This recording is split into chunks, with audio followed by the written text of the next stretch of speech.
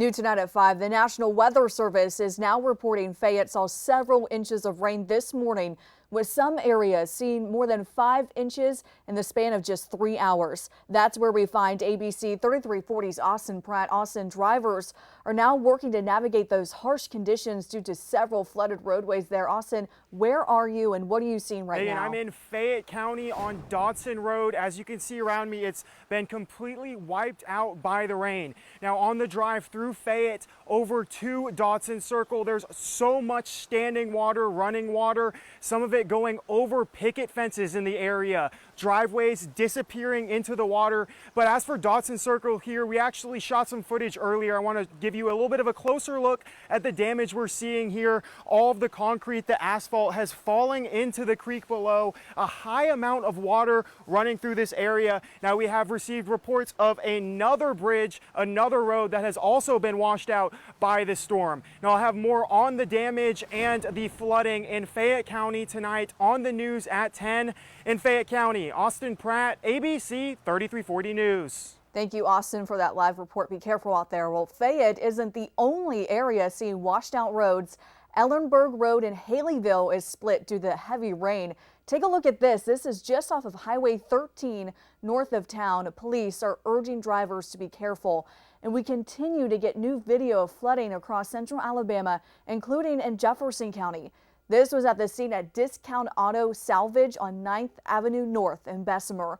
This is new video submitted to us by Sarah Peter. You can see a car was left submerged in those high waters. The roadway has since cleared. In Homewood, water levels at Shades Creek are still extremely high at Lakeshore Drive.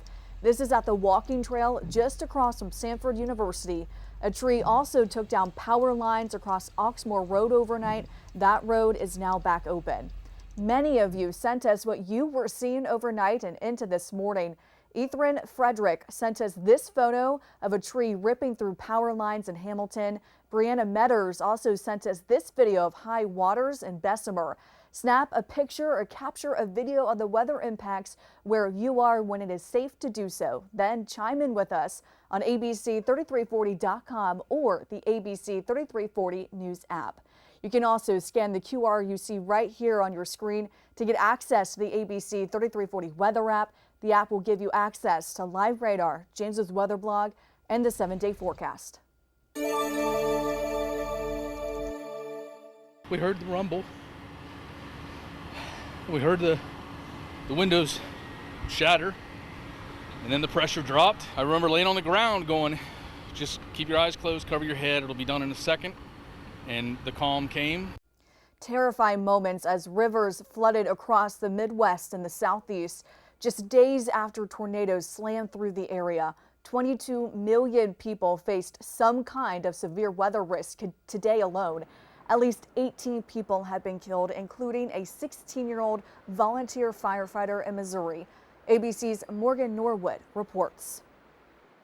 The water is just rushing so fast. Several states seeing dangerous and deadly flooding as this multi-day stretch of destructive weather continues into the weekend. More than 90 tornadoes reported in 10 states, from Kansas to Ohio since Tuesday. In Mississippi, residents say emergency text warnings gave them just seconds to escape with their lives. Without it, my daughter and my grandson would have been in that room right there where there's no wall anymore. Parts of Arkansas hit with more than a foot of rain.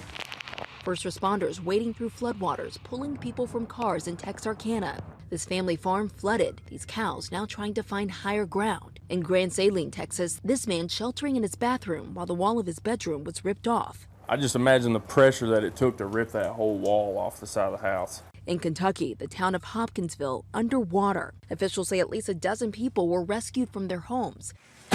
Business owners using sandbags and pumps to try to stay ahead of the rising water. We definitely are very concerned that it could get a lot higher, and if that's the case, I could have a greater loss than I have right now. In Louisville, officials with the Kentucky Derby Festival announcing the city's Thunder Over Louisville celebration has been canceled due to dangerous flooding along the Ohio River. The first time in nearly 40 decades it's been canceled due to weather. Residents of Dyersburg, Tennessee, getting to safety at this shelter after the town received a third tornado warning Saturday afternoon. We decided to come here just to make sure we were safe from the tornado.